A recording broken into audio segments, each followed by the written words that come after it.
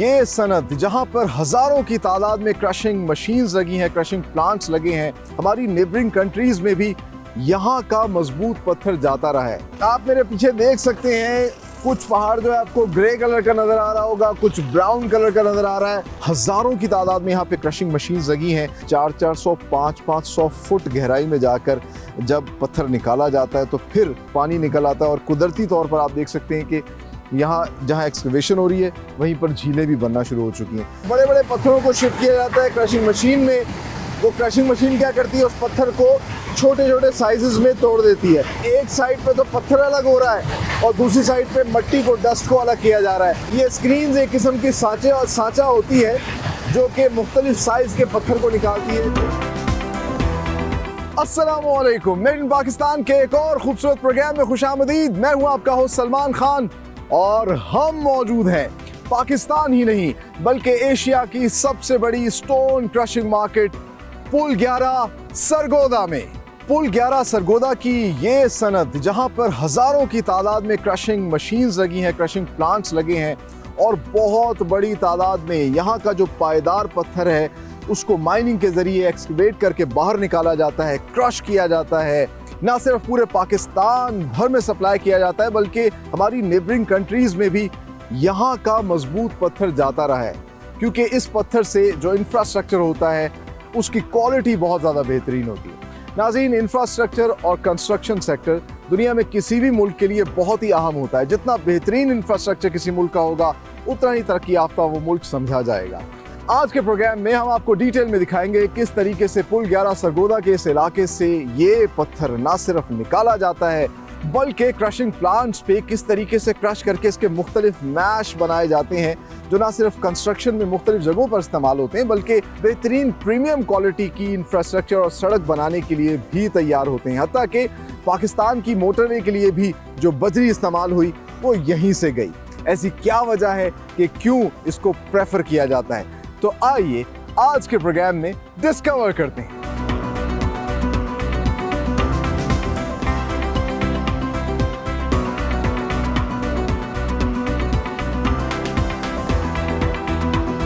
सो views, आप मेरे पीछे देख सकते हैं एक पूरी वर्किंग साइट है जहां पर काम जारी है।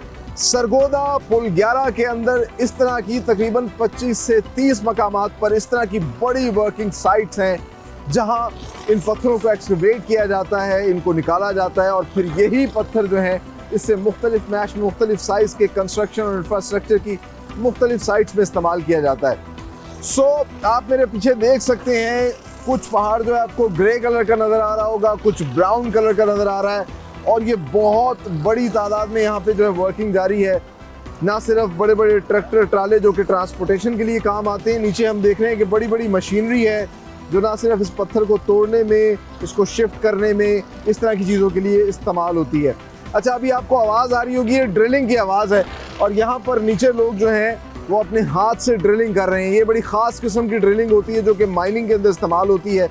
इसमें काफ़ी नीचे तक जो है वो सुराख किया जाता है, ड्रिल किया जाता है और फिर उसके अंदर जो है बारूद डाला जाता है और फिर उस बारूद को डालने के बाद ब्लास्टिंग की जाती है। लेकिन ब्लास्टिंग से पहले इस चीज़ को इंश्योर किया जाता है कि कोई भी शख्स नीचे ना हो। ये तमाम तर गाड़ियाँ, तमाम तर लोगों को यहाँ से निकाल लिया जाता है। एक मखसूस टाइम होता है, बताया जाता है कि इस टाइम पे कोई भी यहाँ नहीं जाएगा, इसको बिल्कुल कॉर्डन ऑफ कर लिया जाता है और फिर ह्यूमन सेफ्टी को मद्देनजर रखते हुए फिर ब्लास्टिंग का अमल होता है। सो हम आपको वो मनाजिर भी दिखाएंगे किस तरह ब्लास्टिंग होती है और फिर ये जो पत्थर निकलता है इस पत्थर को शिफ्ट किया जाता है आगे क्रशिंग मशीन्स में।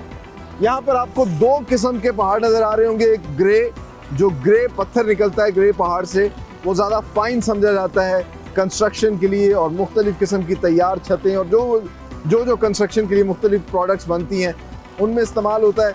जबकि जो ब्राउन कलर का आपको नज़र आ रहा है उससे रोड़ा तैयार होता है जो सड़कों के लिए इस्तेमाल किया जाता है।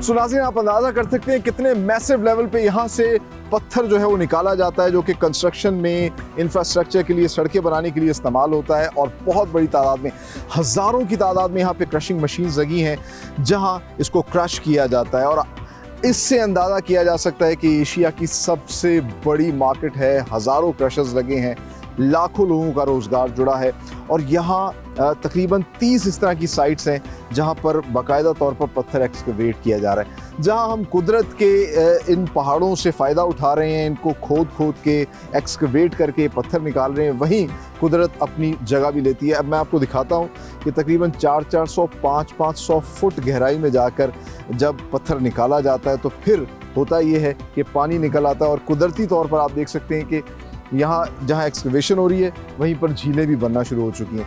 तो ये इतनी खूबसूरत झील है यहाँ पर और इस झील के अंदर जो है कुदरती तौर पे मछलियाँ भी हैं, परिंदे भी आ रहे हैं। तो एक जानिब बहुत ज़्यादा मिट्टी है, घटा है क्योंकि पहाड़ को तोड़ा जा रहा है, फिर क्रश किया जा रहा है, तो दूसरी जानिब जो है कुदरत भी अपनी जगह बना रही है। आप देख सकते हैं पीछे भी अभी आपको मशीन्स नज़र आ रही होंगी जहाँ एक्सकवेशन जारी है और ये बिल्कुल उसके साथ जो है ये कुदरती झील है। सो ब्लास्टिंग का जब अमल होता है तो उस अमल के बाद फिर काफ़ी गहराई में जब ये जाते हैं तो वहाँ कुदरती तौर पे पानी निकलना शुरू हो जाता है। तो आगे हम आपको दिखाते हैं किस तरीके से ये जो पत्थर हैं इनको आगे शिफ्ट किया जाता है। जो पूरी क्रशिंग मार्केट बनी हुई है, हज़ारों क्रशर्स हैं, वो किस तरह इससे फिर मुख्तलिफ़ इक़साम के जो है बजरी बनाते हैं।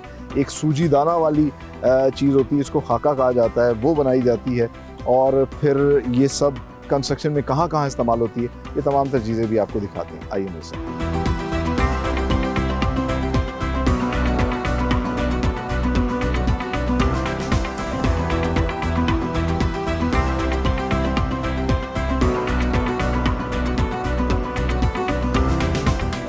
जो पहाड़ों से बड़े बड़े पत्थर निकाले जाते हैं उनको ट्रॉलियों और मुख्तलिफ ट्रांसपोर्टेशन व्हीकल्स के जरिए शिफ्ट किया जाता है क्रशिंग प्लांट्स पे। सो इस वक्त आप देख सकते हैं मैं क्रशिंग प्लांट पे मौजूद हूँ। कितनी बड़ी मशीन जो है लगी हुई है और इस तरह के हज़ारों की तादाद में क्रशिंग प्लांट्स यहाँ पर लगे हुए हैं जो कि पत्थर को क्रश करते हैं और इसलिए बहुत ज़्यादा शोर है। मैं कोशिश करूँगा कि मेरी आवाज़ आप तक पहुँचे। सो सबसे पहले जो बड़े बड़े पत्थर होते हैं उनको क्रशिंग मशीन में शिफ्ट किया जाता है और मल्टीपल क्रशिंग मशीन्स यहाँ पे ऑटोमेटिकली इंटरकनेक्टेड होती हैं। ये एक बड़ा बेहतरीन सोफिस्टिकेटेड मशीन के ज़रिए काम कर रहे हैं। तो बड़े बड़े पत्थरों को शिफ्ट किया जाता है क्रशिंग मशीन में। वो क्रशिंग मशीन क्या करती है, उस पत्थर को छोटे छोटे साइजेस में तोड़ देती है और फिर उनको शिफ्ट करती है एक कन्वेयर बेल्ट के ज़रिए इस दूसरी क्रशिंग मशीन के अंदर। इस दूसरी क्रशिंग मशीन में आप मेरे पीछे देख सकते हैं कि एक साइड पे तो पत्थर अलग हो रहा है और दूसरी साइड पे मट्टी को, डस्ट को अलग किया जा रहा है ताकि साफ़ सुथरा पत्थर जो है उसको आगे ट्रांसफ़र किया जाए। फिर साफ़ सुथरे पत्थर को आगे ट्रांसफ़र किया जाता है और आगे फिर कन्वेयर बेल्ट के ज़रिए शिफ्ट किया जाता है एक और बड़ी मशीन के अंदर जिसमें मुख्तलिफ स्क्रीन्स लगी होती हैं। ये स्क्रीन्स एक किस्म की सांचा होती है जो कि मुख्तलिफ साइज़ के पत्थर को निकालती है जो मुख्तलिफ जगह पे कंस्ट्रक्शन में इस्तेमाल होता है। तो इन स्क्रीन्स के ज़रिए छान कर पत्थर निकाला जाता है। आमतौर पे यहाँ पर 2 सूतर, 3 सूतर और 4 सूतर, ये आप देख सकते हैं कि मुख्तलिफ ढेरियाँ बनी हुई हैं, लगी हुई हैं। तो इसमें अलग अलग साइज़ का 2 सूतर, 3 सूतर और 4 सूतर जो है पत्थर अलग किया जा रहा है। कुछ पत्थर जो हैं वो इंफ्रास्ट्रक्चर के लिए, रोड के लिए इस्तेमाल होते हैं, कुछ घरों में इस्तेमाल किए जाते हैं। और साथ ही साथ एक और चीज़ जो इसकी बाय प्रोडक्ट अलग हो रही होती है वो सूजी दाने जैसी एक पत्थर होता है जिसको खाका कहते हैं। उसी सूजी दाने या खाके के को जब छानते हैं तो उसमें से एक पाउडर निकलता है। वो पाउडर भी जो है बहुत कीमती होता है, वो भी इस्तेमाल होता है सीमेंट इंडस्ट्री में और इसके अलावा जो टाइल्स लगाने के लिए बॉन्ड होती है वो भी इस्तेमाल किया जाता है। तो ये तमाम तर बाय प्रोडक्ट जो है इस मशीन से निकलती है। तो एक क्रशिंग प्लांट के अंदर बड़ा पत्थर डाला जाता है और ऑटोमेटिकली 3-4 मुख्तलिफ इक़साम के पत्थर जो हैं वो बाहर आ जाते हैं। आगे चलते हैं, आपको एक डिस्प्ले सेक्शन भी दिखाते हैं और वहाँ पे दिखाते हैं कि यहाँ किस तरह मुख्तलिफ इक़साम के, मुख्तलिफ मैश के जो है पत्थर निकाले जा रहे हैं और वो कहाँ कहाँ इस्तेमाल होते हैं। आइए मेरे साथ।